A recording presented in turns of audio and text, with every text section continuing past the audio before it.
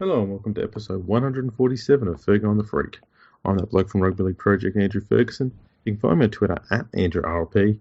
Joining me once again is the magnificent League Freak. You can find on Twitter at League Freak. How you going there, mate? I'm going good, but I killed my lightsaber build. I killed it. I broke it.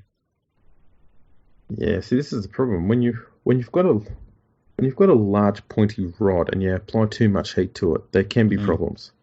Yeah, I found that out. I basically, what I'll do, right, is I'll take a picture of the thing I was trying to solder and how small it is.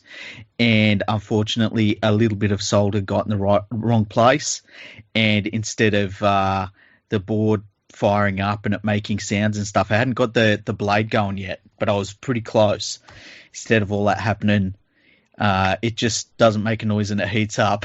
So it's just dead. It cost me $85 and it's, I had fun trying to get it to work. So now I've got to go to look at what I'm going to do next with it. But yeah, so the lightsaber build is on hold at the moment. Okay, and that was $85. How long ago? It was, when did I buy it? I think it was, about probably close to 2 months ago. Okay. So, yeah. So that $85 now is worth about a Sydney house. Yeah. So if anyone's got a house that they don't need and that's in Sydney, if you could sell it and send the funds to League Freak, that way he can get his lightsaber fixed up, that would be awesome. Well, what I'm thinking of doing is I'm thinking about going to the government and saying that I need a bailout for this thing. Because if it's good enough for Peter V'landys to do, why can't I do it, Exactly. Why not? And plus, it beats lining up at Centrelink. Could you imagine Peter V'landys just line up at Centrelink with his hand out? Yeah, it's crazy seeing the lineups at Centrelink, though. Hey, I must admit, the one thing that's been amazing is seeing people using social distancing while in those stupid queues at 6 a.m. Yeah, like what a... and, before this podcast, we said we weren't going to talk about the coronavirus. It's just hard not to feel really super sorry for those people that they're like lining up at 6 a.m. and as you say, they're trying to stand apart from each other. And that's why the lines are going around the block to see so much, just like a switch and it's mass unemployment. We've never seen that in our lifetimes. Our grandparents haven't seen that in their lifetimes. And yeah, incredible. But we're trying not to talk about this stuff because we know that people, it's the last thing they want to hear. They want to hear a little bit of something different because you get all that news all day anyway. Yeah. Look, it's going to come up today, occasionally. We're not going to harp on it, though. Yeah. We'll say a bit about it. But today, one of the most popular things we did last year was... We answered all of the Ask Kenty questions that Kenty was too scared to answer or just couldn't be fucked doing himself on his show, NRL 360. Because Fox Sports will put out this thing, say, send us your questions for Ask Kenty with the hashtag Ask Kenty. And, once a week we'll answer them. And he only answers like 3 of them, and then that's it. Yeah, it's really weird. They get like 60 or 70 questions. Yeah, and they get, like, some of them are really good. That's the thing that gets me.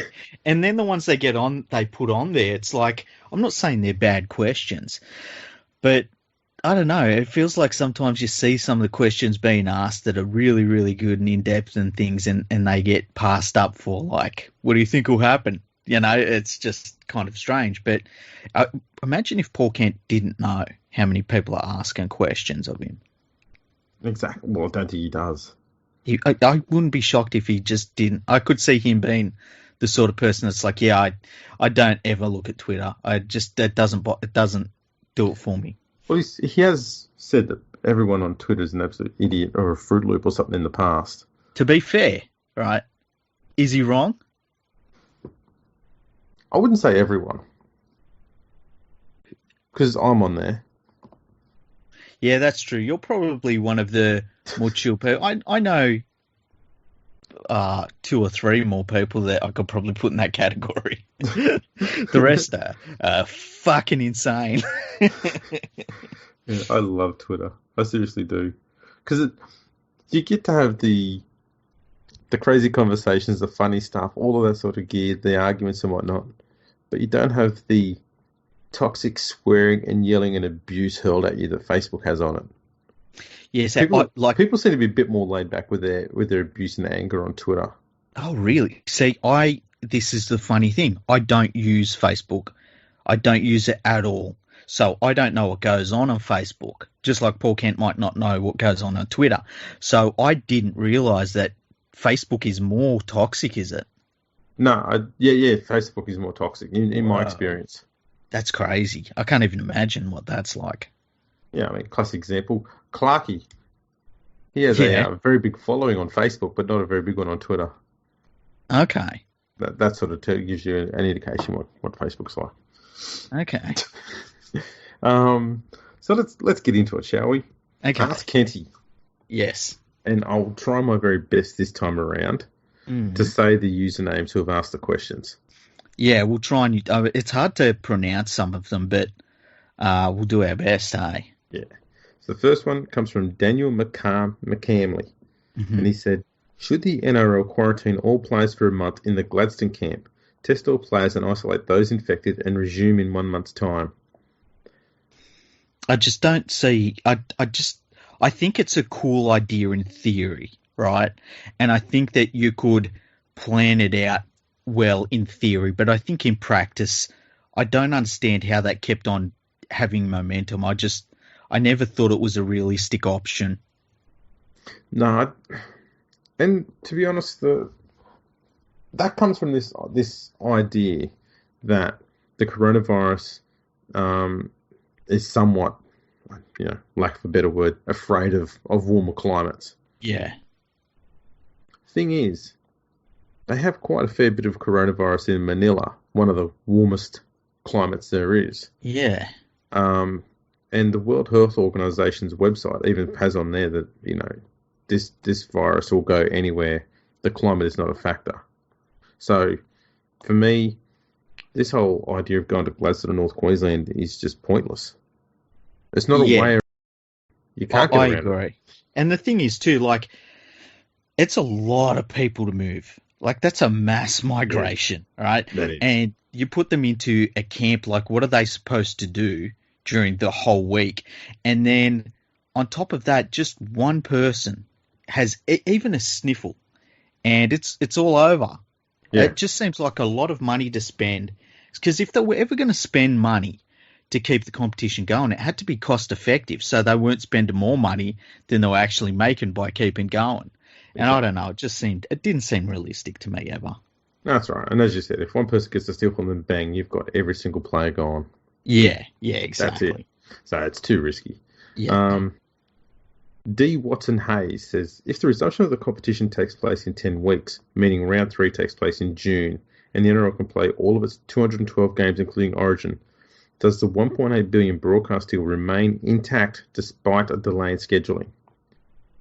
That's a really good question. I would guess that no matter what happens, there would be some sort of financial hit on the broadcasting side of things. I think obviously they kind of want to keep it going for the reason that even if they get a big percentage of the broadcasting deal, it's better than getting nothing. But I would guess that once you start getting into that summer period where, at some point they just stop counting the TV ratings. So my guess is that would be an issue at some point for, say, Channel 9. One thing that hasn't been talked about too much is how devastating this is for Fox Sports, because right now they have nothing to broadcast basically except for their panel shows.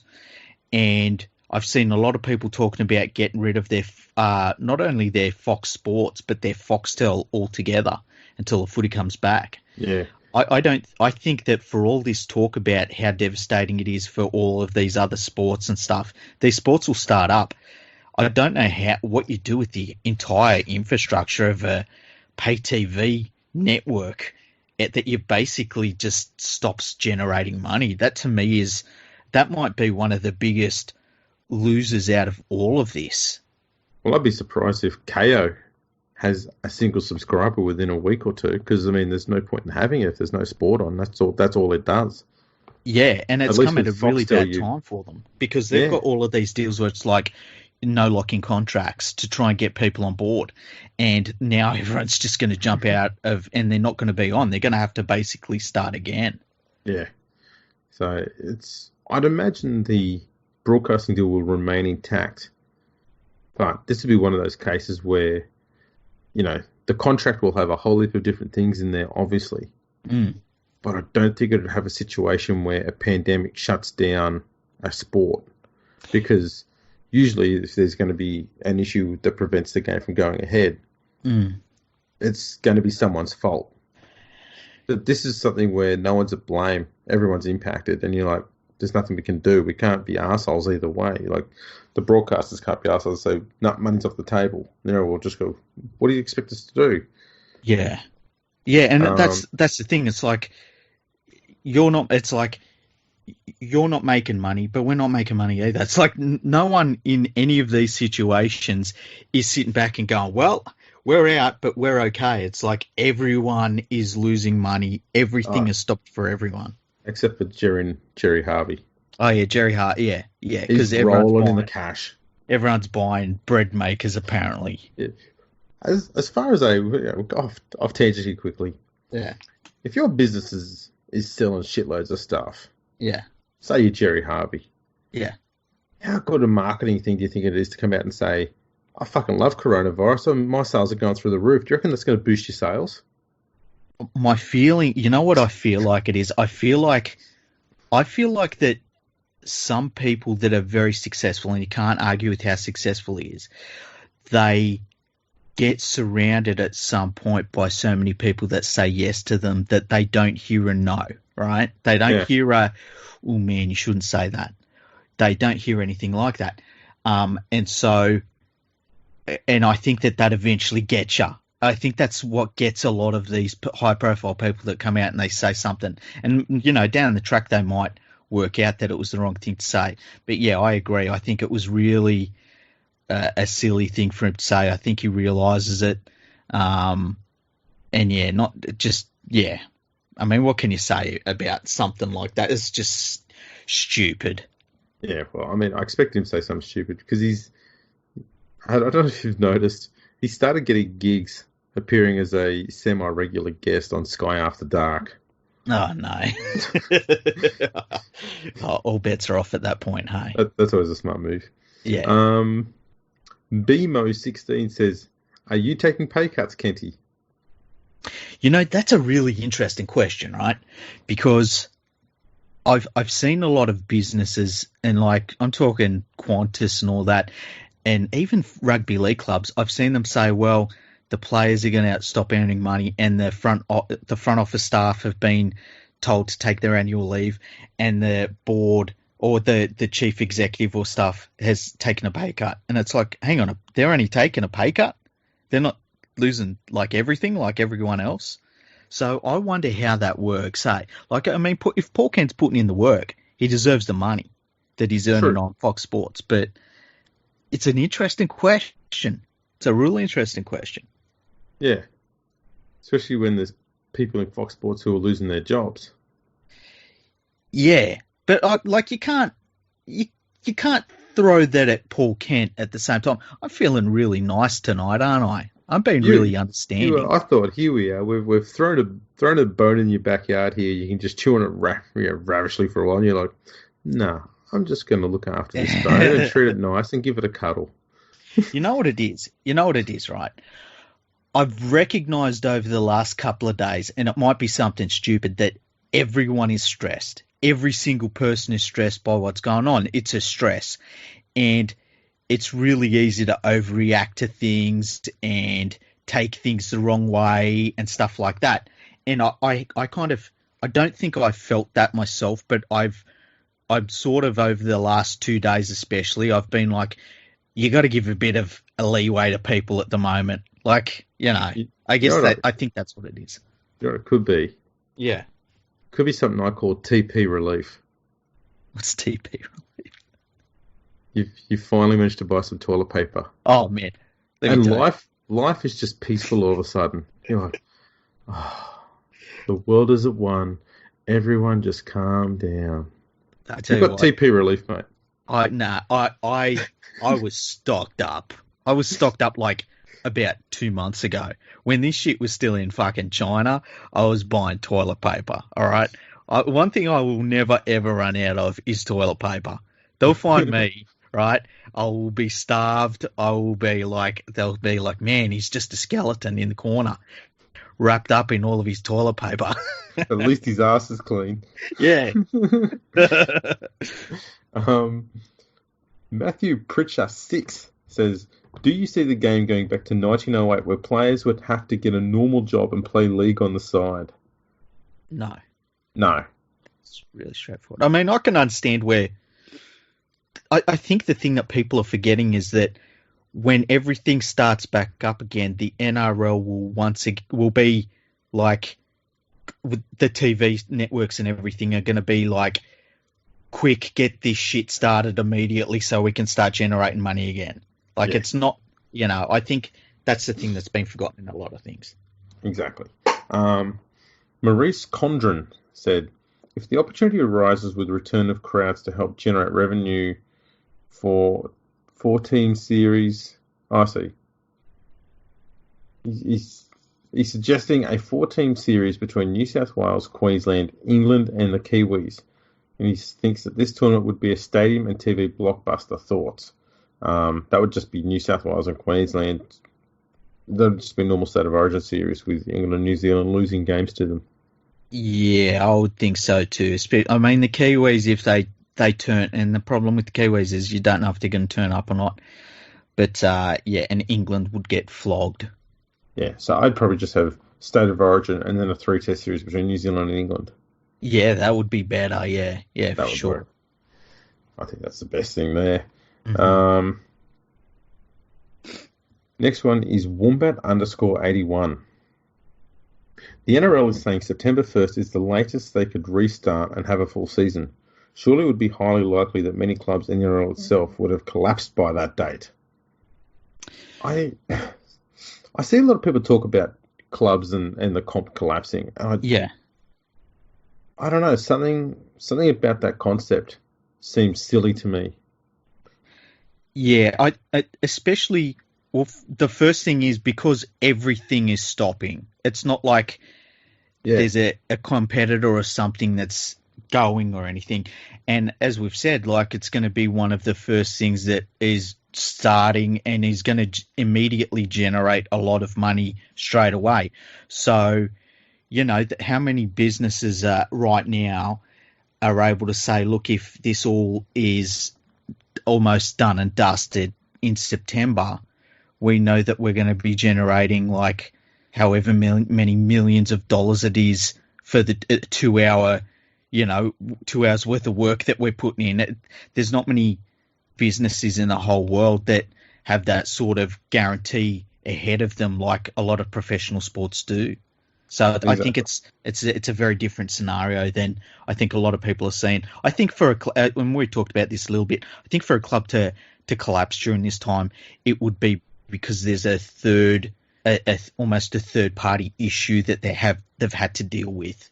That is the reason. And as you said before, horrendous management. Yeah, and this is rugby league. The management is fine. Yeah, it'll be good. It's full of professionals. It's all going to go down the gurgler, isn't it? Is it going to get past the week?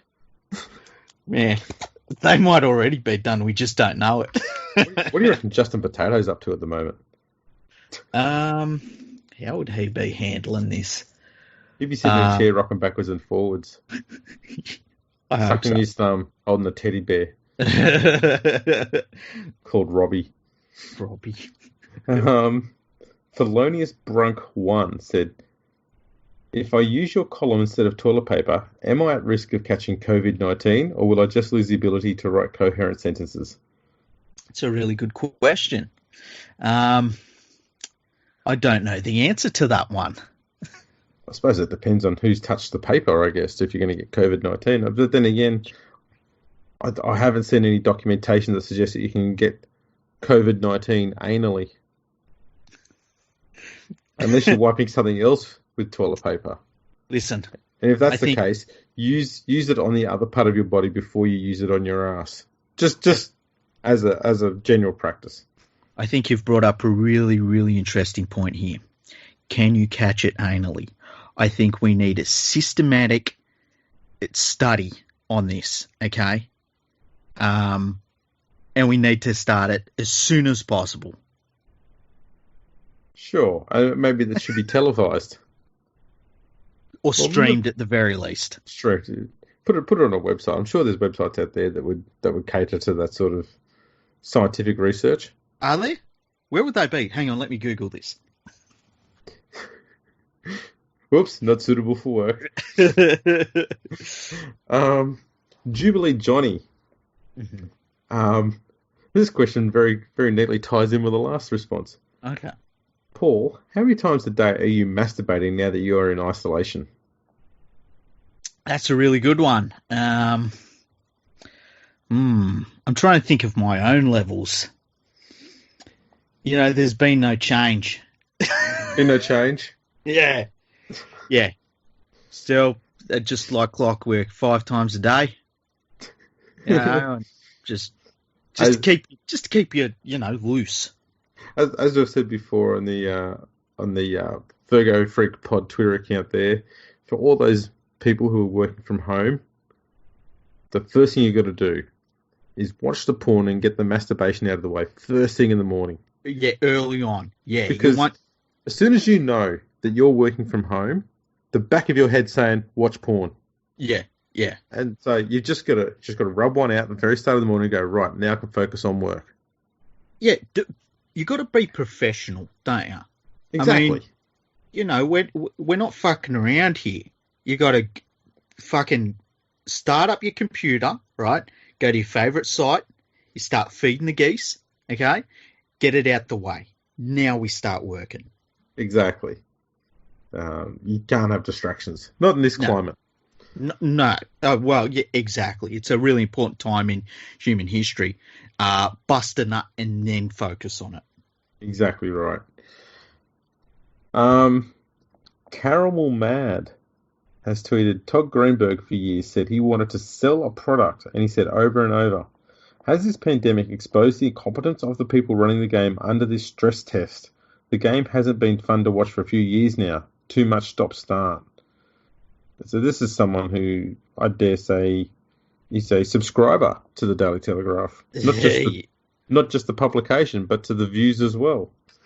Yeah, I don't really understand what he's trying to say about Todd Greenberg. I mean, at the end of the day, Todd Greenberg runs a business/entertainment entity as the boss of the NRL, and I think that it's smart to know that he recognises that, Yeah. So, everything is a product. I mean, this podcast is a product. So I don't really know what he's trying to get at. And as for the game not being entertaining, I mean, I think that the only thing that doesn't make the game entertaining is when you get some teams that are so poorly run, to be honest, because the best run teams, they normally put on really good games. And I mean, if you're not entertained by rugby league, go and do something else. Seriously, go and do something else. Go watch the snooker.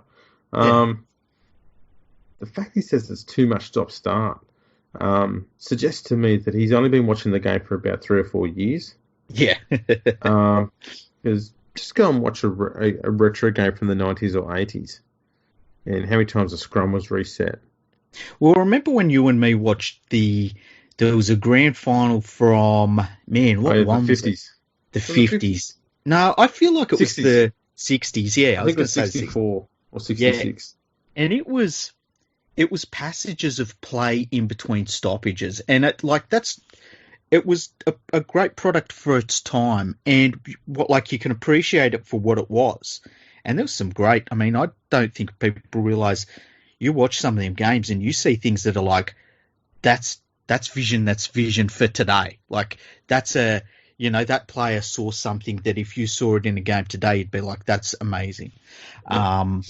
But back then, every single set ended with the halfback kicking for touch and then having a scrum. Yeah, well, even in the early 90s, that was kind of the goal at the end of your set, was to find touch from the kick. Yeah. So, and Ricky Stewart was brilliant at it. It was like, he used to get people would clap when the halfback would get it over the sideline, because that was the goal, so interesting. It is. Paul Mac _78 said, would Channel 9 accept, say, 4 less rounds of club footy if State of Origin was expanded to a best-of-5 series? Oh, that's a really good question. So I'll tell you what, if you added in 2 more Origin games, you might make up for a few rounds of footy, just in viewership and crowd figures and stuff. Yeah, you might do. And I think because every scenario needs to be on the table, you might even see a case where the NRL season is running and the State of Origin is parallel to that, but the Origin players are just playing Origin because the clubs are just trying to make up their money as best as they can. Like I can see where in the past clubs would be like, that's ridiculous, we're not doing that. Where now they might say, oh, you can make up $60 million. Yeah, go do it. Exactly. It's worth noting that the last time we had a 5-match interstate series was in 1935. Who won that? That would have been New South Wales? Yeah, New South Wales won that. Yeah. And why not? While we're here, New South Wales won the first game 33-16, the second game 18-14, the third game 51-8. Queensland won the fourth game 22-20, and New South Wales won the fifth game 23-9. The only thing I could see would be a drawback with that is if, say, New South Wales or Queensland won the first 3 games, and then people would be saying, oh, why are we even playing these last 2? But they'd still watch it. They would still watch it. Now, Nixon NZ Zara's dad. There you go. Zara's dad. There you go. Nixon and Zara's dad. With all that's going on, do you have half a chub at the moment? Now, I'll say this. Mm-hmm. With all that's going on, I would say that he doesn't have half a chub going on. He's probably got 3 of them going on. There is a weird thing where we've seen moments that some people have revelled in this situation for rugby league, and it's kind of weird because it's happening at a time where the entire world is going through something pretty rough, and rugby league is just part of that world. And to see almost like, well, we said this was going to happen, it's been kind of strange, I've felt. Yes. The same person then asked, if Vlandis drinks pineapple juice, can you taste the difference? I feel like we could stop the podcast right now. It's all over. That's the best tweet. That's the best one. So we don't need to respond to that. We'll just leave that one there. Yeah. Can't argue with that. SC Gods Be Nice said, if the season resumes in September and goes through until December, would that not put a huge strain on next year's comp also with such a limited amount of time between seasons? See, I can see where you're getting that, but I think all you do is just push the following season back 1 month. Yeah. Get rid of the Knights competition. Don't have any preseason stuff other than a few trials, and that would be it. I think that would be fine. Yeah, I agree. No World Club Challenge as well. Start the comp even if you started in April. I think that next season and the competition, how it would be affected if we have a late competition this year, I think that's the last thing we've got to worry about. Yeah, exactly. We Play Lee said, if old clubs can't get through this crisis and they fold, will the NRL be a smaller comp over the next couple of years, or will new clubs come straight in and replace them? Brisbane, Perth, NZ. I think they'd just bring in new clubs immediately. So say you get the worst case scenario where, let's say, 3 clubs fold and there's no saving them for whatever reason. I think to maintain the television deal, they would need to have those clubs replaced. And I think that we'd see a Brisbane team straight away. Yep. And I think we just see them go Perth and Adelaide straight away as well. Definitely Perth. Yeah. I still don't know if they go to Adelaide or not. I just think it's too much of an AFL place. But who knows? But yeah, I think at the moment, definitely based on this current TV deal, they will want to have 16 teams. See, where would you put the sex? The way I look at it is, if rugby league's in rude enough health that we can overlook two cities with 1 million plus people in them, well, then that's incredible, you know. And I don't think it's obviously in rude health, but I don't think we should be that arrogant. And the only other place I could think of adding another team where they've got a team is New Zealand. And I've long said New Zealand's ready for a team tomorrow, but I think with what the Warriors will have to deal with, I think that they deserve to be able to have New Zealand for themselves for a little bit longer. Exactly. I hate the fact that it's not talked about, but I would love to see a team in the Territory. There's just so many young people in the Northern Territory. Yes, I mean, most of them are Aboriginal, but you go to Alice Springs and places like that, and I lived there for a while. Yeah. Man, they play such an exciting brand of rugby league, and they will play any sport they can get their hands on. If it's AFL, soccer, or rugby league, they don't care as long as they're playing footy. Yeah. And that's a market that's just waiting to be tapped into. I know it doesn't have a huge population, and people will say this all the time, well, it's only got, a few 100,000 people there going, you only need 20,000 at a game. Yeah. They've got more than that there. Yeah, I think that and I think we talked about Darwin in an earlier episode of the podcast. I think that would be cool, but I feel as though you need to sort the stadium first. And it's a lot of investment and they're broke. The Northern Territory government's broke. On this stadium thing, though, yeah, we've currently got Peter V'landys in there who wants everyone to play out of a park. Yeah, and Leichhardt Oval, Brookvale, Cogra, they're still all used regularly, and the ground they've got up there at Darwin is no different to that. Probably marginally better, given that it's not as old. It's a good point. Isn't it an AFL stadium, though? It might be. Just, put some seats where the round bits are and make it a rectangle, and then you've got a few extra seats as well.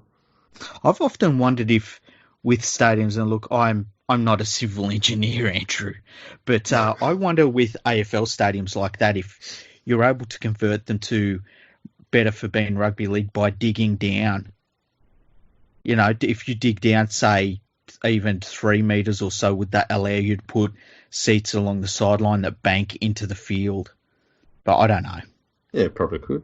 I mean, there's one thing we do know, even just in the history episodes, is that when it comes to rugby league and building stadiums, they know how to build seats at least, and they've been doing it since 1917 or 1909 or whatever. I can't remember what it was now off the top of my head, but they know how to build seats.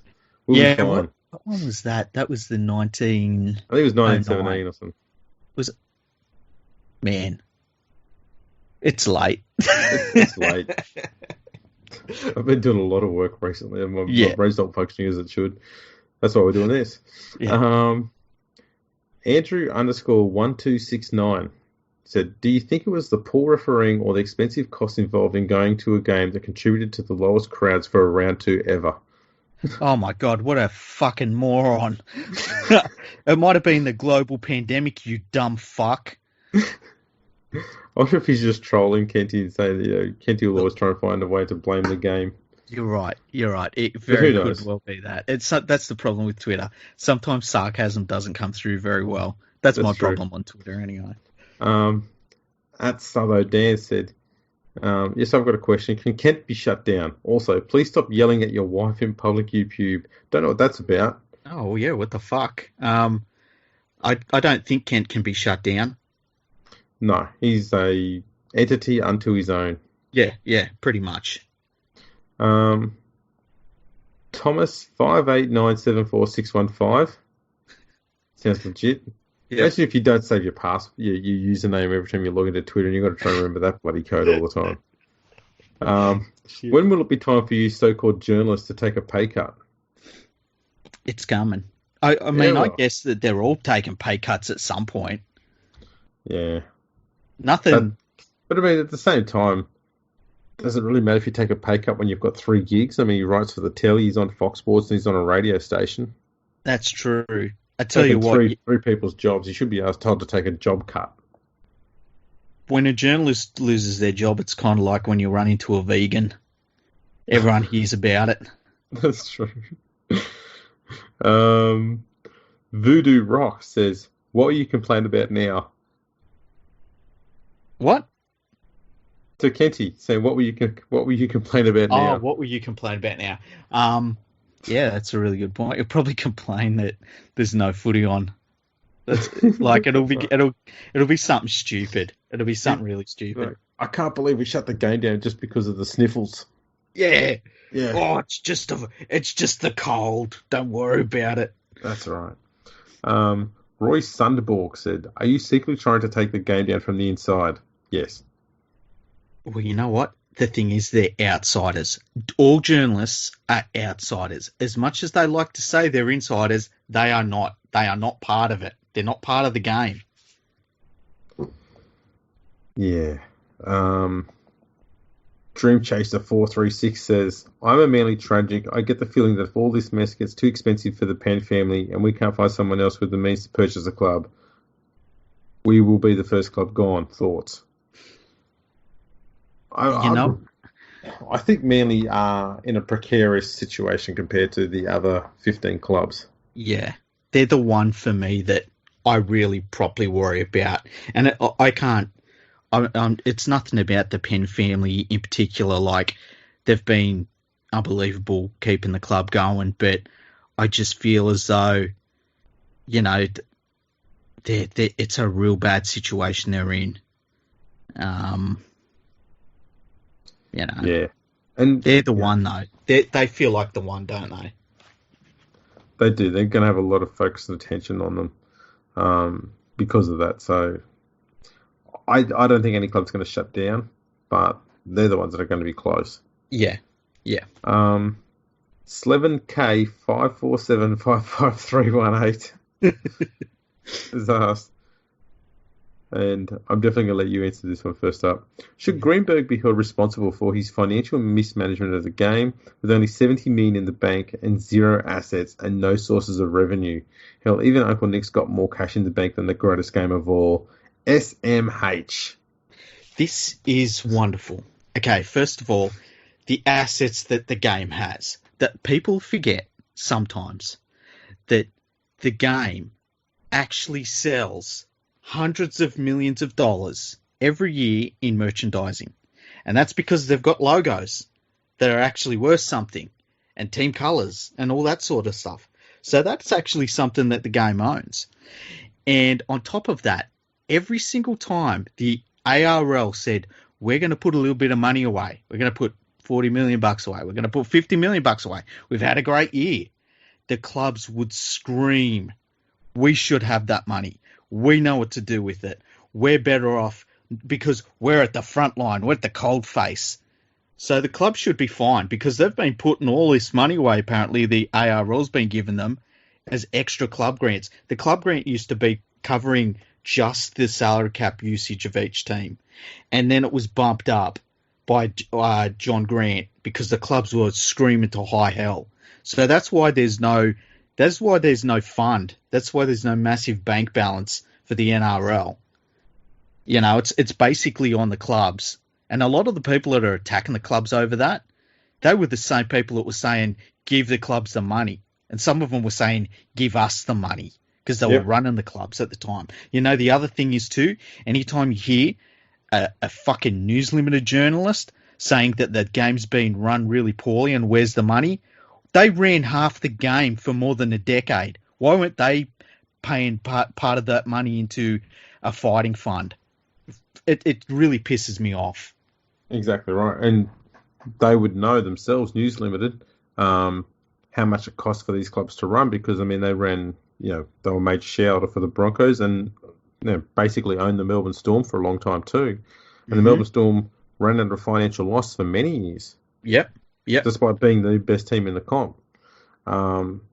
So, as you said, a lot of these clubs were quick to stick their hand out and say, "Give us the money." That's why there's no huge cash cash in the bank. But then again, $70 million in the bank for a sport in Australia is nothing to be sneezed at. Yeah, it's a whack.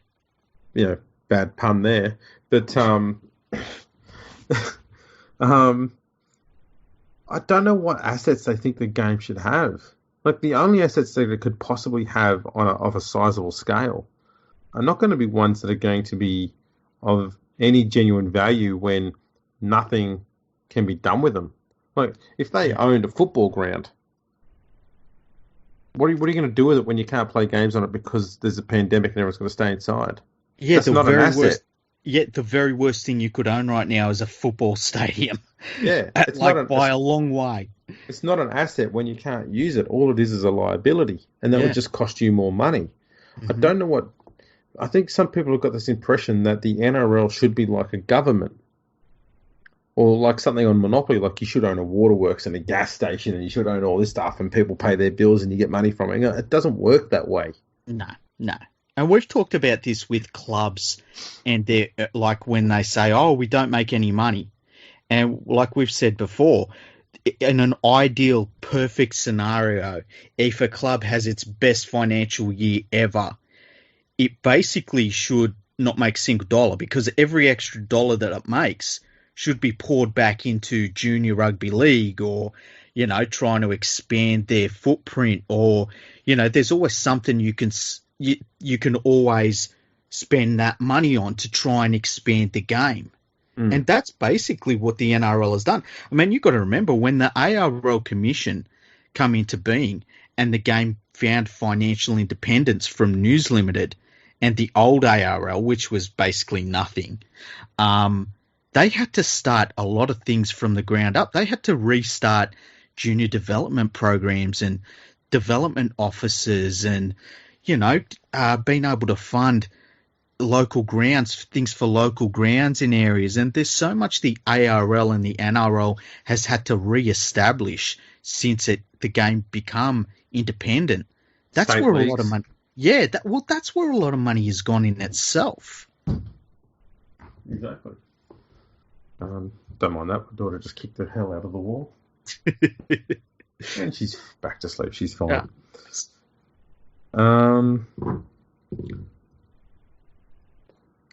Ben Harlem has said 2-ply or 3-ply paper. I tell you what, if I wish I owned shares in whoever makes that quilting stuff, because that's the stuff that everyone grabs for, hey? And I don't know how many ply that is, but that's the stuff. Like, that's basically what everyone goes for. See, I feel I'm going to go into a very detailed discussion here. You don't want to get too detailed. Well, sometimes you've got to get deep if you want to get it all out. Oh, Jesus. Jesus. And I'll be honest, I don't mind if it's a bit coarse. Because you know that's going to grab a lot more shit than the smooth stuff. You don't want to be sitting there just smearing it all over your backside. I want to get that stuff off in one go. So yeah, I'll take a bit of sandpaper and just rip and tear and bang, she's all done. No, I wonder if when they're testing toilet paper, right?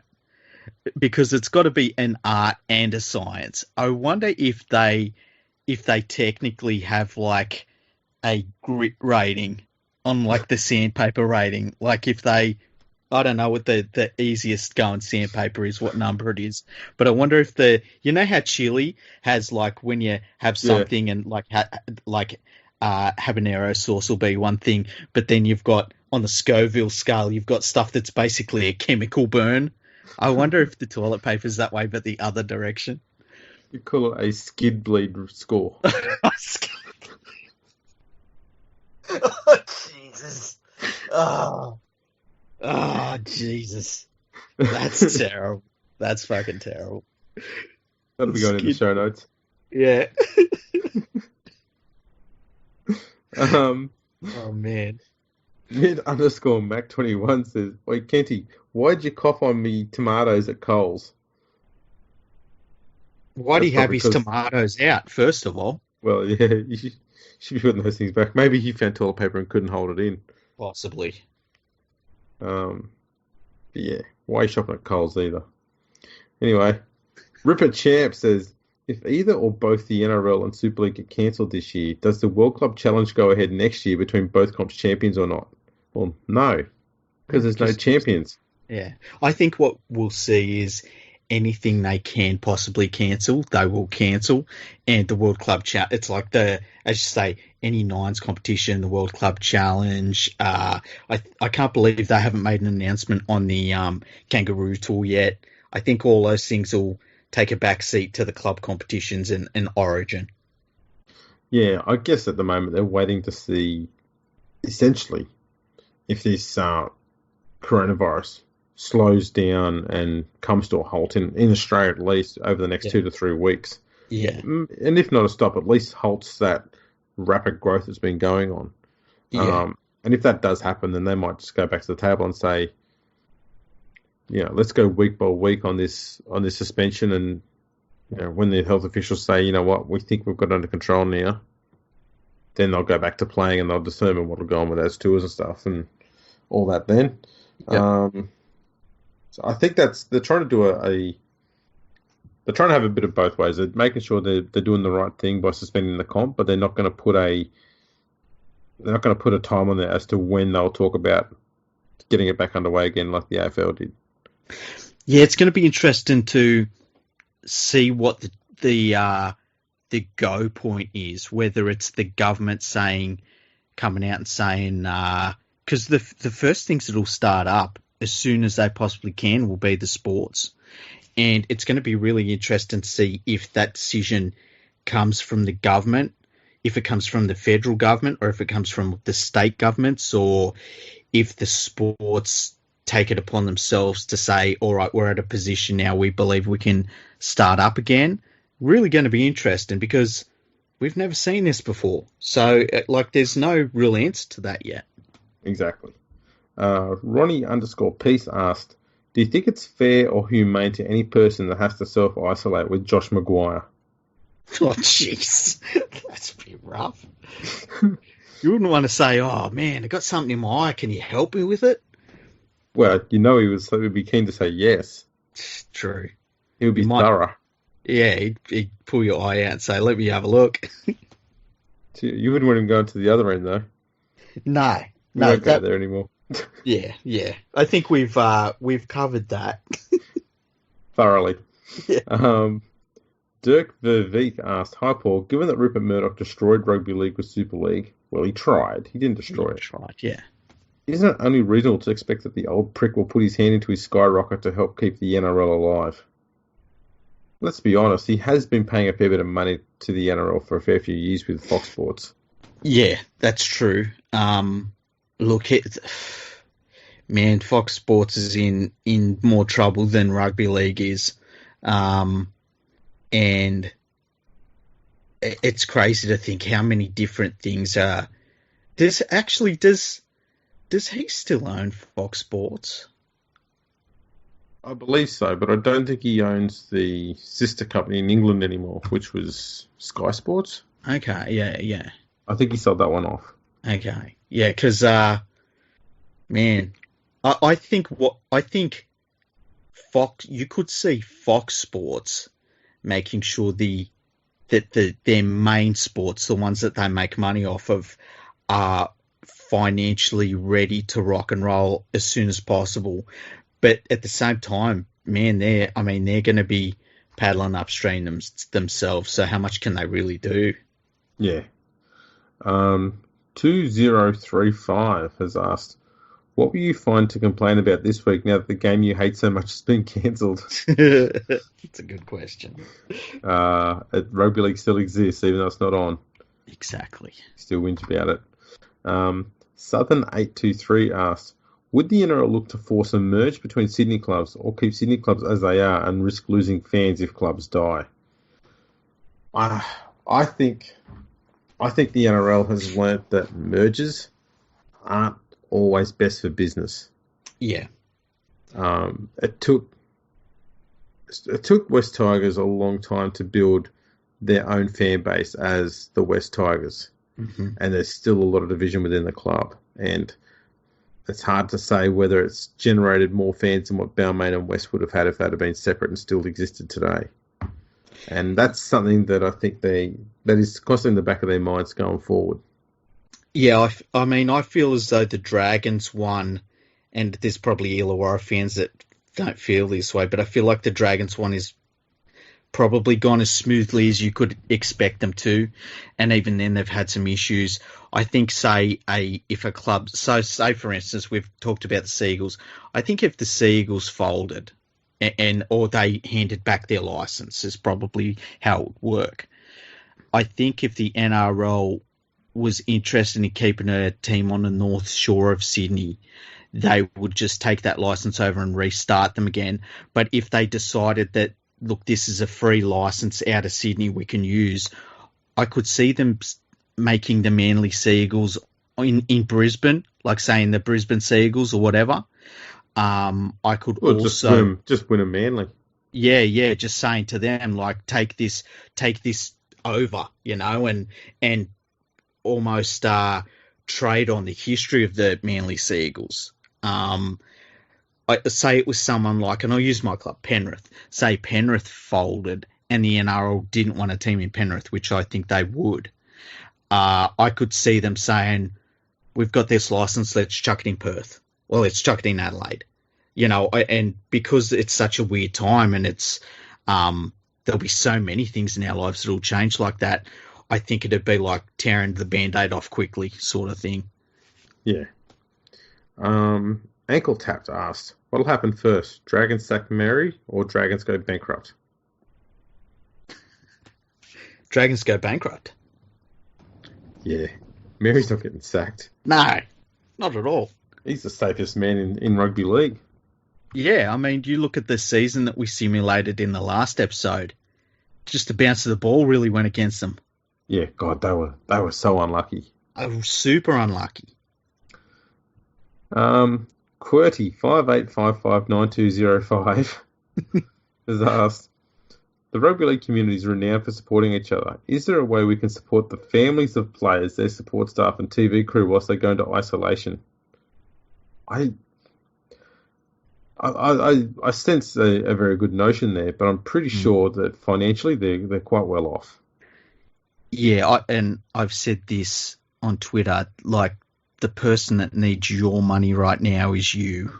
And it's nice to be thinking about, the players and people like that, but they're all part of a very big industry, and they make a decent amount of money doing what they're doing, and yeah, just the way to save the world right now is to save your little part of the world.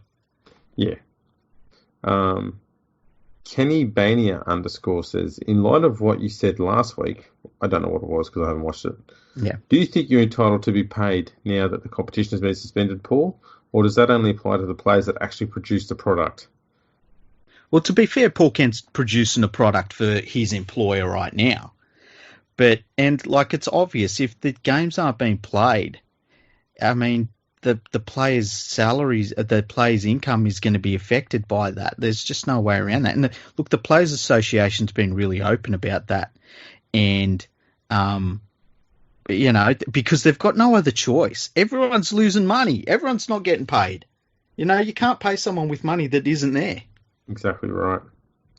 What will happen to the broadcasters next? When do you run out of scenarios to talk about? And that was by Guy in Suit 74. It's a really good question. I wonder what they're going to do. What are they doing a month and a half from now? What are they talking about? They will create content to talk about.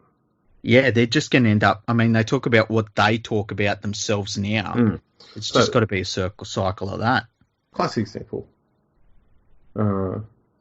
Last year we had a situation where there was not much to talk about because the game was going along pretty well. What is that noise? Yeah, what is that noise? Are the aliens coming for you? No, someone's got a alarm accidentally set on the wrong time. Oh.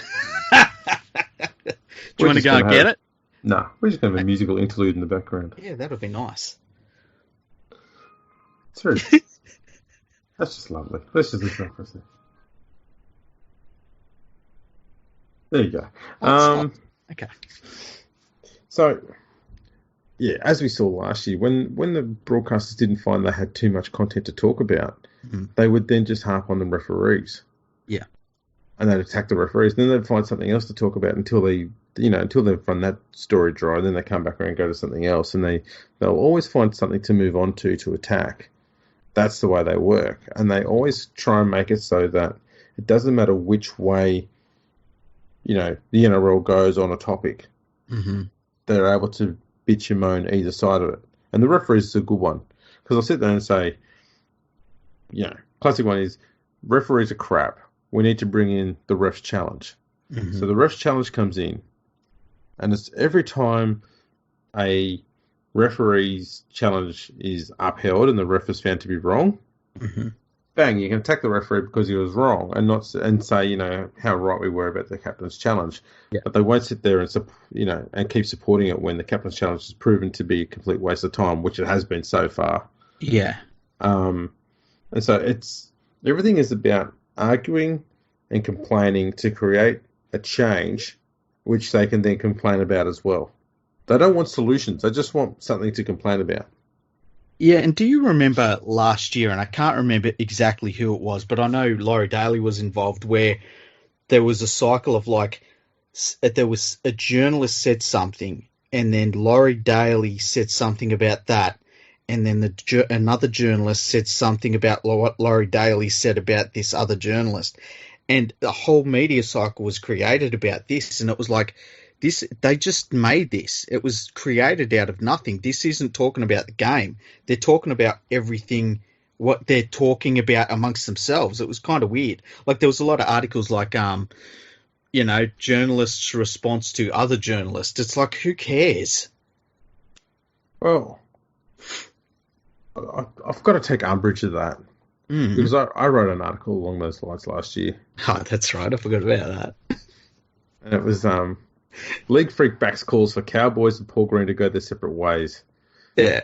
And the opening paragraph was, Rugby League expert and podcaster League Freak has backed Andrew Ferguson's agreements with Laurie Daly regarding North Queensland coach Paul Green that suggests that he should leave the club that he won a premiership with back in 2015. Because Andrew Webster suggested recently that Green needs a new challenge and a change would benefit both parties. Yeah, there we go. We added to that cycle. That's right, as a piss take. We were very proud of ourselves too. That took some work, that opening paragraph and a half. Yeah. But that's what it was like for a while. It was so weird. Yeah, it was stupid. Yeah. But that's what they do. What was another one that was a good example? Oh, yeah. When they were complaining about the refs crackdown in, 2018?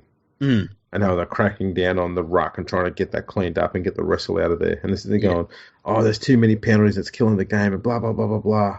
And as soon as they changed it back to what they wanted, they then complained, but that wasn't that was a penalty back 5 weeks ago when they were doing the crackdown. Why isn't it a penalty now? Yeah. It was just what they do. Yeah, you can't argue both sides. And that's what they want to do, and that's what they do. Yeah. It's really weird. Rubbery65 says, what's going on with Magic Round and officially cancelling so that the punters can get their money back on tickets? I dare say you'll find out about that in the next week or so. Pretty soon, yeah. I've heard a lot of people talking about this sort of thing, in that they can't, and there was ones for it was Magic Round, but there was another thing where until it is officially cancelled, you can't get your refunds from like flights and accommodation and things like that. And yeah, but I agree with you. That'll all be sorted pretty soon, I reckon. Yeah. Cal L4052 says, do you think it's possible, if state borders are still closed, that they have all the New South Wales teams play each other once, same with the Queensland teams, and catch up games with Warriors and Storms at later dates, or at least come some of the New South Wales and Queensland clubs going? That's a really good idea, actually, hey? Yeah. Yeah, You wouldn't have to just play them once. I mean, with the Sydney ones, you could play them a few times. yeah. But just like if you can't get through the borders at the moment, and look, I think that if the NRL got to that point of playing games again, but we're still on that sort of lockdown, I think that they'd be able to negotiate to have flights so that they could play games to other places. But yeah, it's a really good idea. I tend to think when we start up though, it'll be starting up everything again. I don't think it'll be piece by piece, apart from Origin. And I've said this the whole time. I wouldn't be shocked if we played State of Origin, and it was just standalone in the middle of nothing going on. Yeah, I think at the moment that's what the NRL's focused on, is not the NRL season, but the crown and the jewel is Origin. Yeah. And I think they're focused on how do we make sure we still get Origin out there. It's the easiest way to make the most possible money. It's not going to make the same amount of money as the overall NRL, but it is millions and millions and millions of dollars that they can make by putting on 3 games. Yeah, quick hit. Yeah. Ben_Blyton asked, what do these pay cuts to players mean for players currently in long-term contracts? Will they still be able to claim the big money they are currently on in the future? The answer is pretty much yes, I believe, because don't the clubs receive all the money for the salary cap from the TV rights deal? Yeah, they do. And so, and I mean, if we say we have a full season next year, even if it starts later, the players will get their full whack. And it was set up that way so that the players would always get paid. Yeah. So if a club goes broke, the players' salaries are still assured and they're still paid. Yep. And the NRL, I think they started doing that. It was a long time ago, actually. I think it might have been in 2000 when the Auckland Warriors went broke, and the NRL basically stepped into that situation and made sure the club continued as the New Zealand Warriors. And I think while that was all going on, there was almost a line in the sand moment where the NRL basically said, yeah, we're never going to allow players to not get paid because a club went broke. And I think that's when it sort of ticked over. Yeah. Football fan 3434 asked, do you think a private owner for the NRL is needed for the comp to survive? No. No, not at all. Three Little Birds _ says, Kenty, since 1908, has there ever been a single season without a premiership or grand final at all? First of all, Kenty is not an historian. He pretends to be at times, but he isn't. Mm. I do recall a time last year where he tried to be a historian and he bastardized a story he was recalling and semi-smeared the reputation of someone at the time. So I wouldn't be asking him questions about the history of the game. No season has ever been cancelled since 1908. There have been seasons where we didn't have a premiership decider or a grand final, and that was because the system in place was first past the post, which meant if you were the minor premier and you had more competition points than any other team, then you were automatically declared the premier. Yeah. If you had the same competition points as a team that's in second, third, fourth, then a final system would be played. And that was in place from 1910 to 1920, again in 1924, 1925, and I think only once or twice after that in the 30s, I think. So, that's been the only reason why. And sometimes they only did the first past the post because there were tours that were going to be on. Yep. And that meant that the season had to be cut short a bit so that they could get everyone on the ship, and it took a long time to get people over to England, obviously, back then. Yeah. And obviously, as the competition got into the 20s, they had a second competition called the City Cup, which was kind of like what England's got with the Challenge Cup. Yeah. And it became quite popular, like almost as popular as the actual premiership season. Mm-hmm. So they started making time and allowances for that as well, which is why sometimes the season's also got a bit shorter. Mm-hmm. But there you go. That's why it's cool. That's why it's so cool to have a rugby league historian on this podcast. And you can find out the details of every season on my site, rugbyleagueproject.org. Go check it out. Yeah. And you know what? We did I'm sure we did an episode that we talked about the Sydney Cup. Was Sydney Cup? Yeah, the Sydney Cup. Oh, maybe it was one we didn't record, and we I don't talked think we about recorded that one. 3.5 hours. Yeah. Oh, hang on. You're good? Okay. Still good? Sorry. Child almost fell off the bed. Ah, okay. She woke up unharmed and went back to sleep. Oh, that's good. They build them tough. Yeah. So, what's the next one here? 13_Tim H says, they say we can't have a comp without Manly, but why is no one talking about the possible reinstatement of the Bears if Manly can't pay the bills? What? Well, I think his suggestion is let Manly fold and bring back North Sydney. So the idea is that Manly has a team right now that is in the NRL right now. Mm-hmm. And if they get to a point where they don't have money, we would be better off allowing a team that doesn't have an NRL club right now and also won't have money into the NRL to replace Manly. Yeah, that's the solution. Okay. All right. Yeah. Yeah. That's Nailed it. fucking ridiculous. Blood Oggy said, giving footy clubs money is like giving sailors a per diem before they step ashore. It's so right. It's so right. Oh, jeez. That's a great comment. That's the second best comment. I thought it put on there. Allison 51260423. Got a few of these. Yeah. Families out there living on 60 to 80 grand a year. Sports people get way too much money for a few hours work per week. Oh, that deserves to be picked apart. Yeah. But I'll just say, Alison, you are clueless. Yeah. I never understood that mindset, hey? If any of us had a job that all of a sudden, for whatever reason, a bunch of people took a massive interest in and it saw our salary far exceed what we were normally earning doing that, should we apologise for that? I don't know. I've just never got that. But I'll put this to you, okay? So anyone out there who thinks that she's made a fair point there, you go and do their job and do it as well as they do. Yeah.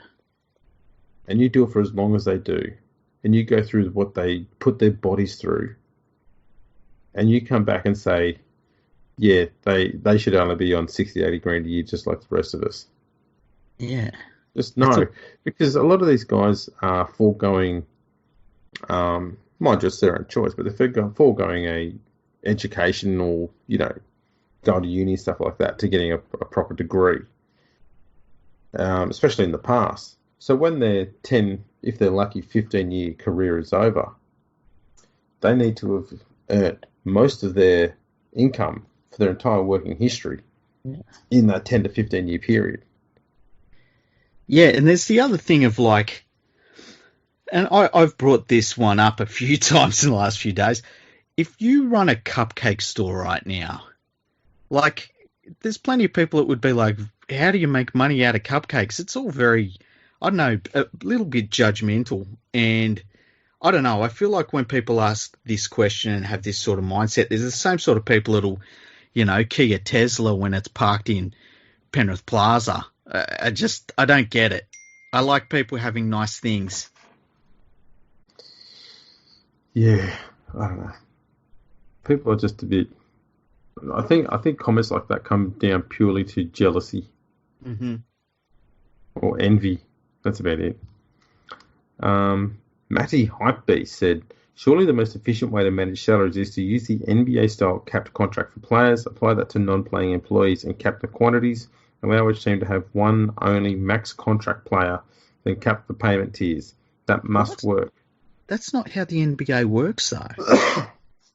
The problem with this, though, is that the NBA obviously has a lot more money and the squad sizes are a lot smaller. Exactly, but the way that the NBA works, you can fit as many maximum contracts in an NBA club as you want. Mm-hmm. It doesn't mean you're going to have a good team, but you can do that if you want. And then the NBA salary cap has a mechanism where if you sign players that are over the salary cap, then you pay a tax on every dollar you're over the cap with. So, I mean, if you're an NBA club, theoretically, you could basically double what everyone else is spending on the salary cap, but you would be paying like $400 million in cap tax or something like that. I think that they probably misunderstand the way the NBA salary cap works and the way that maximum and minimum contracts in the NBA work as well. Yeah, it's a completely different thing. And I think the way the NRL has set up their salary cap is pretty good considering the number of players that have got to be fit into it. And like... I can't find too much to pick at it about. No, the only thing I would say is, and I think I used to write about this on my site a number of years ago before the NRL cap went up, and I used to say when the NRL cap goes up, I expect there to be extremely highly paid players and then a lot of sort of lower salary players. I didn't think that I feel as though it's inefficient to use that middle ground. So for instance, you know, if you're better off having, say, two or three superstars on $1 million, and then your next tier of salaries be around $400,000 to $500,000, because in between there, I feel as though you're not getting the most out of the salary that you're spending. So you look at someone like a Clint Gutherson, right, who got a big whack of money. I feel as though that's an inefficient use of salary under the salary cap when you could get a player that was on, say, $400,000 to $500,000 that generously is able to do, say, 80 to 85% of what Gutherson is doing, but it's an efficient use of your salary if you get that player. Yeah. And I think we're seeing a lot of that sort of movement start to come into the NBA as well. You don't see too many players. You'll see players that are on $30 million. You don't see too many guys that are on $15 to $18 million because those salaries, first of all, they're hard to move, but they're just an inefficient use of your salary cap. Bingo. I got very, very technical then, didn't I? Absolutely nailed it, mate. Thank you. Deadly Headley said, if the CEOs took a decent pay cut, then maybe the lower paid players and other staff may be able to keep their jobs. No, because the CEOs are paid from a different puddle of money, so to speak. You've got one pool of money which comes from the broadcasting deal, which pays the players. There's another bunch of money which is for everybody else, staff and coaches and all sort of thing. Yeah, and it's kind of missing the point that nobody's going to be earning money pretty soon. Exactly. Like there's no money being made, and nobody's going to be able to get paid. So it's Bilby361 said, am I right in saying we're bound to player pressure on inflated salaries due to the threat of losing players to union? Player managers are to blame also. The union's not making money. No one's making money. No, but I think he's saying in the past, talking about, inflated players' salaries in past years, that the reason why a lot of players are getting paid more is because there was a threat of players switching codes to rugby union. That was around the time we had Carmichael Hunt, Israel Folau, Sonny Bill Williams, Matt Rogers, and, many others who had all switched codes and gone over to rugby union. And I think the idea of what they're getting at there is that we increase the salary cap significantly so we can start paying players a lot more so that they would not be tempted to take the rugby union money. Yeah. I think that's fairly accurate what they're getting at there. But at the same time, if the game's got the money to pay that and clubs are willing to pay it and it works, then so be it.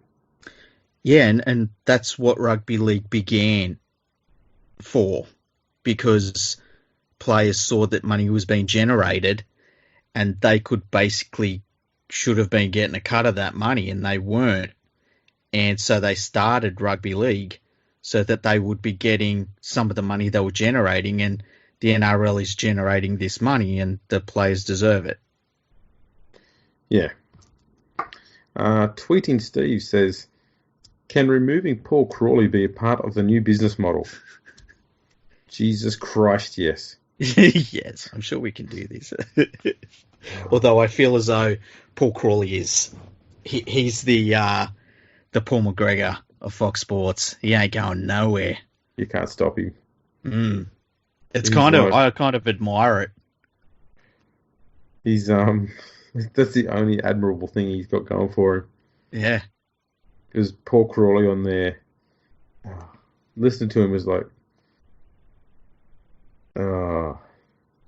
it's like using. It's like having a drill going through your brain. Like using 800 grit toilet paper. Wiping your brow with it. Oh, man. And he's just constantly looking around at his peers. Did I do the right thing, boss? Did I? Such a bonehead. Anthony 08387178 said, is the current structure of NRL Commission and its stakeholders appropriate for this crisis, i.e. everyone fighting for their own survival? I don't know that everyone in the Commission is fighting for their own survival.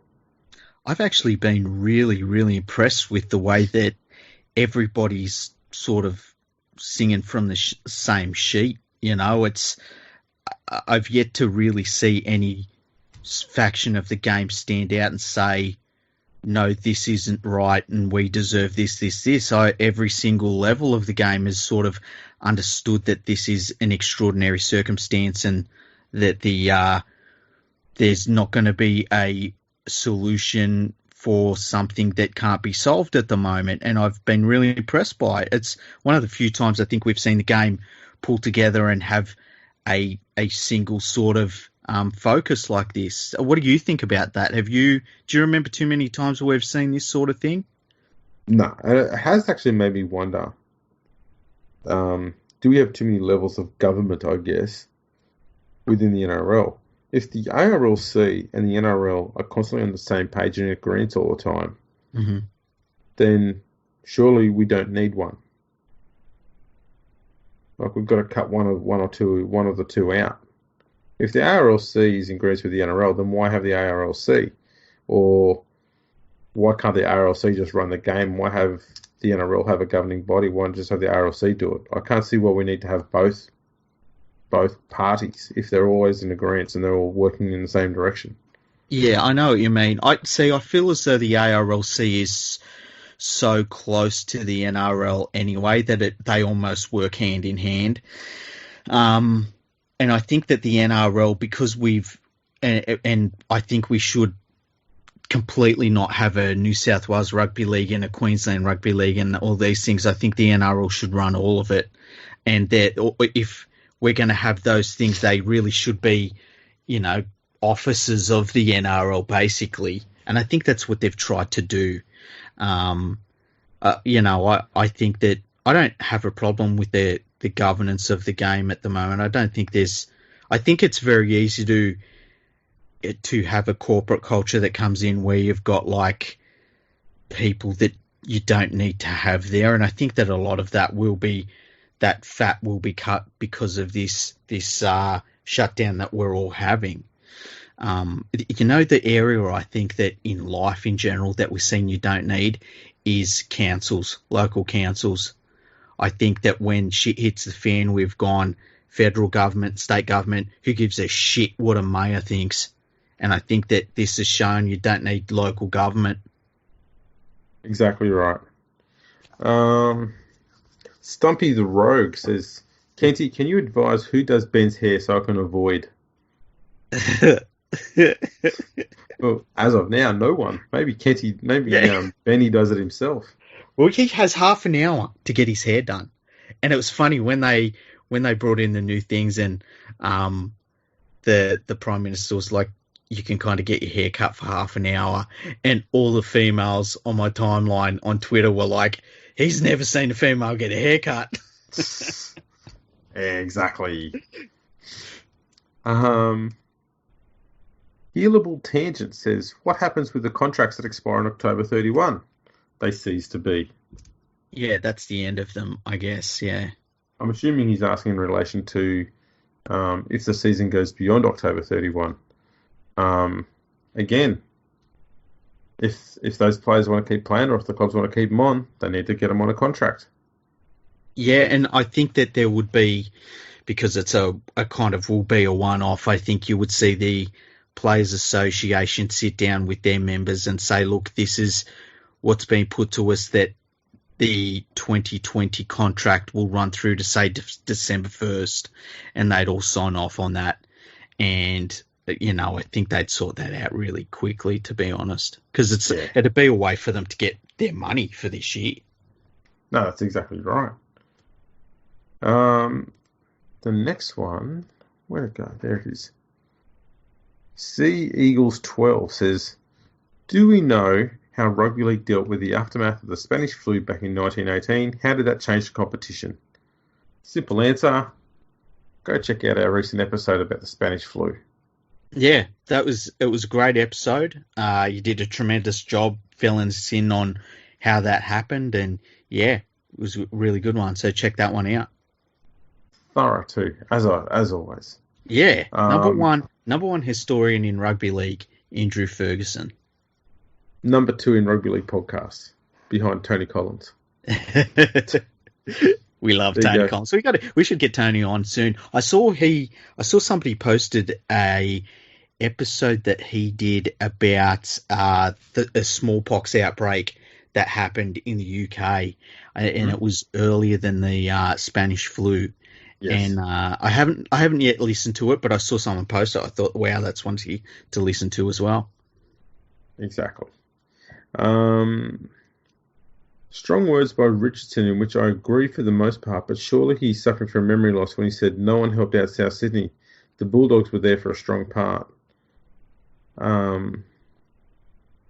had a few people have mentioned this thing about Shane Richardson. Shane Richardson does have a bit of a short memory at times. Yeah, definitely. And look, from my memory of it, there's a reason Souths got back into the comp, because they had a lot of sport. And it wasn't just Souths fans. It was a lot of people across the game. I'm not saying that their success in coming back into the competition belonged to anyone other than South Sydney, but if they didn't have support, they wouldn't be in the competition right now. Rich Cranium NRL. I know him. Yeah. I think you know what he's tweeted as well. Hashtag Ask Henty. When you self-fornicate, does it last longer than your first grade career? What was it? Was it? I always say 4 minutes. Was it 4 minutes? I don't think he was on the field that long. Okay. 4 minutes is all I'd need, hey? I think you might have only had 1 or 2 minutes. I said in my regular spot on the Full Credit to the Boys podcast, if you haven't heard that one, then you're missing out, and you'd be one of the very few in rugby league world. What was it? Paul Kent's played more minutes of football than Mitch Moses has had wins over the Cowboys or something like that. It was Kent's ahead 1-0. Yeah. That one went down well.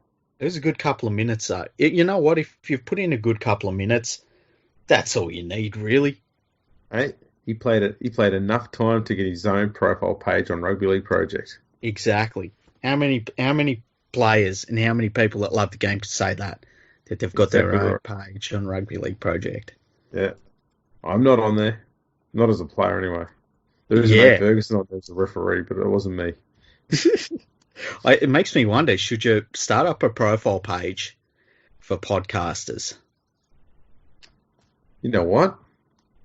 If I had a podcasting website like, say, Rugby League Podcasting Network or something like that, that'd be a great thing to add to that website. You mean rugbyleaguepodcastingnetwork.com?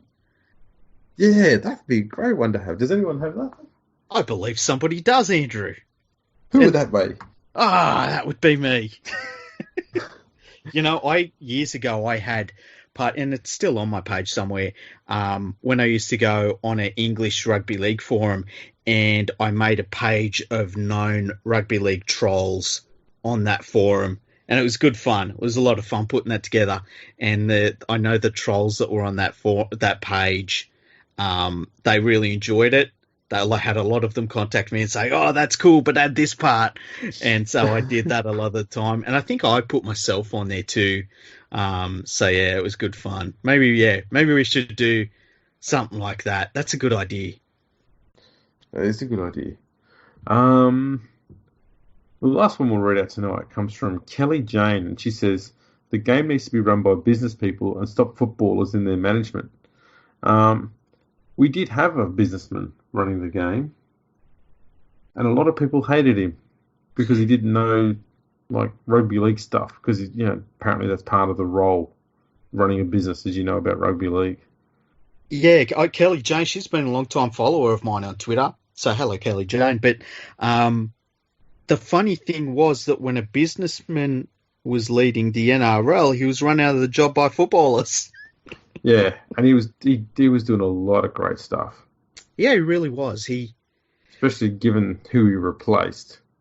Yeah, and I think there's still a legacy in what he was trying to achieve that we see in the NRL today. I do think that he did bring in a corporate environment that you can have a little bit too much fat in your organisation.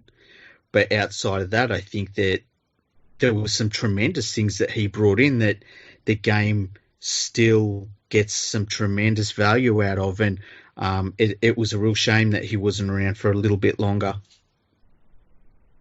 Yeah, I mean, he created a genuine business structure within the competition that it had been sorely lacking. Yeah. And it allows the game to actually pretty much run itself without too much fiddling from certain people, so that's a good thing. Yeah, I think he was a true step in getting some independence. It would be really interesting to talk to him. I wonder if he would talk to us on the podcast, or if he really stepped into a spotlight. I wonder if he's like, man, no, thank you. Yeah, to be honest, you don't hear anything about him anymore, do you? No. You know who he reminds me of, and his name escapes me right now. Remember the Kiwi bloke that ran the NRL for a little while? David Moffat, that's it. I heard a little bit from him I can't remember if it was last year or the year before, but he stayed right out of the spotlight as well, which I thought was interesting. But I totally get it. Like, it's a meat grinder of just bullshit that you get from the media when you're the NRL CEO, and I can understand just wanting nothing to do with it once you've left the job. Yeah. Now, that's been a pretty thorough episode of Ask Kenty. Yeah, really enjoyed it. I'm going to throw a question at you. Oh, okay. Have you had any emails? No, I checked it earlier. Oh. Come on, people. We asked you the other day, what should we do for our 150th episode? What should we do for our 1 year anniversary? You're all at home doing nothing but listening to this. Come on. You lazy bastards. You know what would be cool, and we really need it to happen, is for anybody that's listening to this right now, if you enjoy the podcast, please leave a review on Apple. Give us a nice review. We read all our reviews out, and leave a 5-star rating. It really, really, really does help the podcast when you do that. It helps us with getting up in different lists and things like that. So if you want to do something for the podcast, that's the best thing you can do. We get so many people retweeting the podcast when we put it up. We never, ever take that for granted. We love everybody that does that. So thank you when you do that. But yeah, if you can leave a review and ask your friends, say like, oh, give me your phone, and get their phone, look through all their pictures first, obviously. I mean, what else would you? Get their phone banking details. Yeah, phone banking, buy some stuff with their PayPal accounts and shit like that. Yeah, I mean, Freaky needs a new board for his rod. It's a lightsaber, Andrew. How dare you? My rod is fine. My rod's working great. 5 times a day. But yeah, that's what we need. We need reviews and 5-star ratings. So if you could do that, we would love that. Absolutely. And, we'll even, not only will we read it out, we'll put it up on our website as well for the podcast. Yeah, we put all of them up. I think I've got to add a couple more. So I'll do that in the next week or so. But yeah, we put all of them at the bottom of the the pages on the podcast. So yeah. Now, something else that we did chat about. Yeah. That was off air that we're going to have to bring up. Yeah. That is an intern. Yeah, should we talk about that now? Why not? Yeah, it's probably all right to talk about now. So basically, where we're at with the podcast, we've got really, really good numbers. And me and Andrew have a couple of different skill sets between us. But the skill set we don't have is that we just don't know how to go about getting sponsors on board. We're very keen to get sponsors and advertisers on board, and we understand what time it is right now in the world. But we're looking for somebody to come on board and to organise the advertising side of the podcast. We're at that point that we can start looking at that now. Now we're thinking about this now, knowing that it's a down the track thing. So anybody that's out there that's maybe in that side of advertising or, through social media and things like that, if that's your job, we would love for you to get in touch with us. So if you can contact us either through Twitter or through podcast@leaguefreak.com and get in touch with us. This wouldn't be unpaid. This would be something that we would pay you to do. So, and this is really a big step for us here at the podcast because we really do. We've got an audience now it's ready to take that next step, but we need to bring somebody on board to do that on our behalf. So if that's you and you've got that ability, you've got that background, and you want to do it, get in touch with us and just, we'll talk to you. We'll talk to you on Skype and things like that, and we'll sort that out. But yeah, it's an exciting time for the podcast that we're kind of at that level, hey? Absolutely it is. That's how phenomenal we are. Yeah, I reckon. And one of the first roles you'll have in that role is trying to get a Porto on board. I reckon, hey? Because we've done so much work for a Porto. Yeah, and we love a Porto. All we'd be doing is getting money to give it back to them. That's all right. If a Porto plays their cards right, they just give us gift vouchers instead of giving us cash. Yeah, and for us. If I just saved the money that I spent on a Porto, man, I could pay you. I could pay me. It'd be great. This is so true. Yeah, and what we're basically looking at doing is doing like a live advertisement, probably at the start and at the end at the very least. And we're open to opportunities. We don't want to do the sort of things that are jarring in a podcast where it's like we're talking about some really in-depth subject and then all of a sudden we stop everything and punch you in the face with an advert. We kind of want to do it at the start and end where it's a little bit less offensive. But yeah, we're at that point with the podcast now. So we're looking to bring somebody on board to do that side of the podcast for us. And yeah, as we said, we're looking to pay them for that as well. So yeah, get in touch with us if that's what you do. Maybe we can get Coulton on board. That would be great. Had a bit of a mention of them earlier and, some of the techniques required to use those products. It would be fantastic. How would you do a Quilton ad? Do you have a shit? Then we've got the product for you. This isn't going real well, Andrew. I would take a leaf out of like the when you see the adverts on TV where it's like what would you say, like softness is all you're after when you're at the toilet, and Quilton provides softness in 3 plies. It's almost like you've done this before. I haven't. Hey, See, like what would be? my inspiration for advertising is the Yeah. bloke who says, "Do you have hair?" Yeah. Do you like coffee and do you have hair? He's so aggressive with it too. He is. Are you going bald? Look at yourself. You're bald. You need caffeine in your hair. The thing I like about that is that it almost reminds me of something that James Hooper would say. Until it gets a bit where hair's mentioned, then he probably gets all sensitive and runs away. Yeah, he probably. Do you reckon he shaves his head? He must. Like, do you reckon he has to shave his head because he's like? And look, there's nothing about baldness. So do you reckon he just likes the look? No, I don't think it's either. I think what's happened is he's gone bald from all that time scratching his head trying to come up with an idea of what to write about. You know, my dad went bald because he was a spray painter.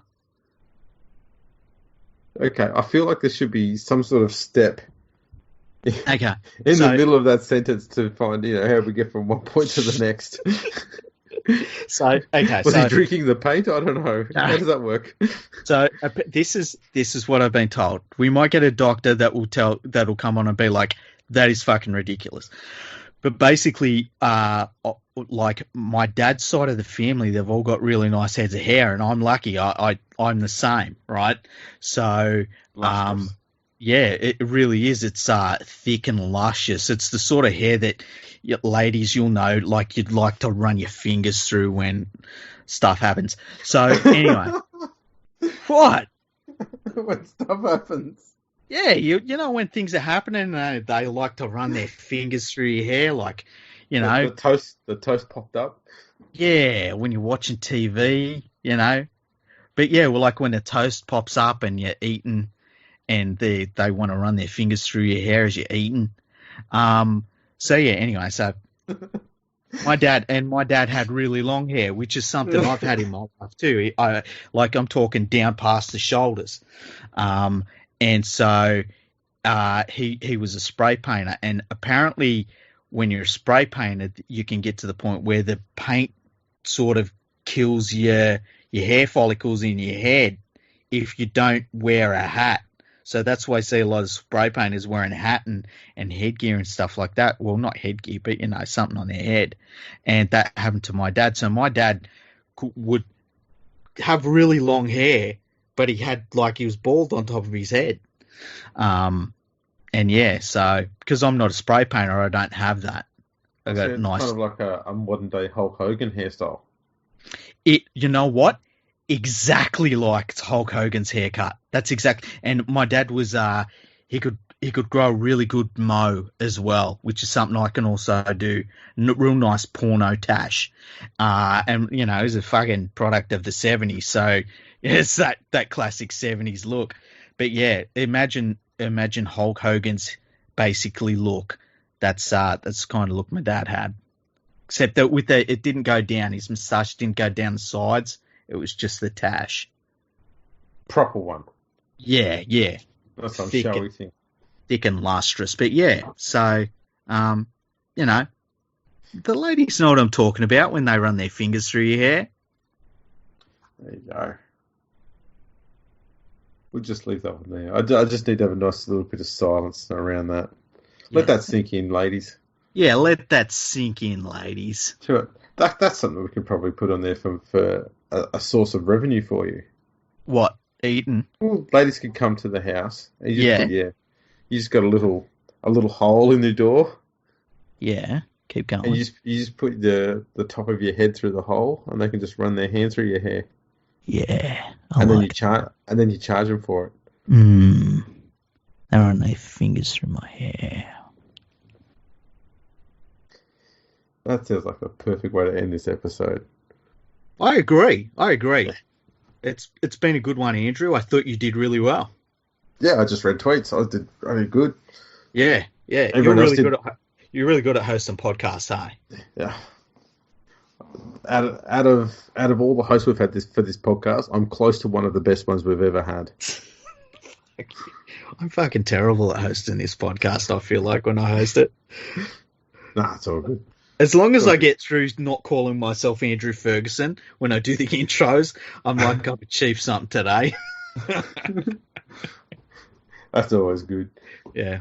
Alrighty, people. Well, thanks for tuning in. Check us out on Instagram. Check us out on Twitter at FergoFreakPod at both. Check us out on Facebook. We're on LinkedIn. We're on YouTube. Subscribe to us over there. Get onto your podcast thing there and give us a 5-star review and say some nice words. We'll read it out. We'll say some lovely things about you. Put up on our website. Stay inside, stay healthy, and keep on listening to us. We'll keep bringing out content. Don't you worry about that. Yeah, and stay. I just want to say, stay inside and be safe. We care about every single one of yous, and I know we joke and stuff like that, but yeah, it's just play it safe. Exactly. And we'll catch us all in about, I don't know, a few hours' time. We'll put out another episode. As we do. Catch ya.